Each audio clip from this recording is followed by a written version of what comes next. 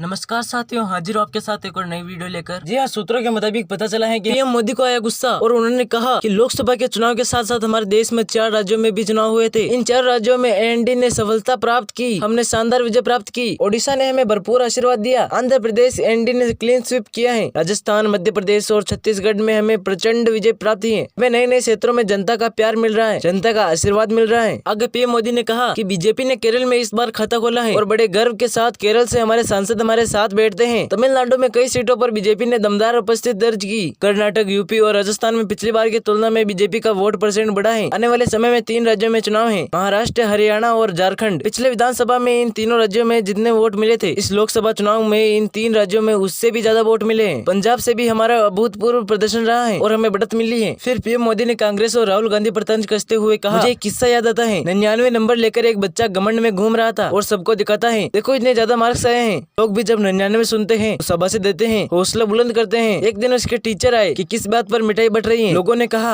कि ये 100 में से 99% लाया है। जब टीचर ने देखा, उन्हें पता चला कि ये तो 543 में से लाया है। अब उस बाल बुद्धि को कौन समझाए कि तुमने फेल होने का वर्ल्ड रिकॉर्ड बना दिया है। कांग्रेस के नेताओं के बयान शोले फिल्म को भी पीछे छोड़ देते हैं। पीएम नरेंद्र मोदी ने आगे कहा कि 2024 के चुनाव में कांग्रेस के लिए भी देश की जनता ने जनादेश किया है और इस देश के जनादेश का मतलब है कि आप वहीं बैठे, अर्थात विपक्ष में ही बैठो और तर्क खत्म हो जाए तो चीखते रहो, चिल्लाते रहो। कांग्रेस के इतिहास में यह पहला मौका है जब लगातार 3 बार कांग्रेस 100 का आंकड़ा पार नहीं कर पाई। कांग्रेस के इतिहास में तीसरी सबसे बड़ी हार है, तीसरा सबसे खराब प्रदर्शन है। अच्छा होता कांग्रेस अपनी हार स्वीकार करती, जनता जनार्दन के आदेश को सराखों पर चढ़ाती, आत्म मंथन करती, लेकिन ये तो कुर्सी शासन करने में लगी है। फिर उन्होंने आगे कहा कि मैं अपने सामान्य जीवन के अनुभव से बताता हूँ। कोई छोटा बच्चा जब साइकिल लेकर निकलता है और वो बच्चा अगर गिर जाता है या साइकिल से लुढ़क जाता है तो वो रोने लगता है और कोई बड़ा व्यक्ति उसके पास जाकर कहता है कि वो देखो चिट्टी मर गई। उसका ध्यान भटकाकर उस बच्चे का मन बहला देते हैं। तो आजकल बच्चे का मन बहलाने का काम चल रहा है और कांग्रेस का इकोसिस्टम आजकल ये मन बहलाने का काम कर रहे हैं। 1984 के चुनाव को याद कीजिए, उसके बाद इस देश में 10 लोकसभा के चुनाव हुए। इसके बावजूद भी कांग्रेस 250 के आंकड़े को नहीं छू पाई। इस बार तो किसी तरह 99 के चक्कर में फंस गई। और तो और लोकसभा में पीएम मोदी ने कहा कि इसका साफ मतलब है कि इस चुनाव में कांग्रेस परजीवी बन चुकी है और अपने सहयोगी दलों के कंधों पर चढ़कर अपनी सीटों का आंकड़ा बढ़ाया है। अगर कांग्रेस ने अपने सहयोगी के जो वोट खाए हैं अगर वो न खाते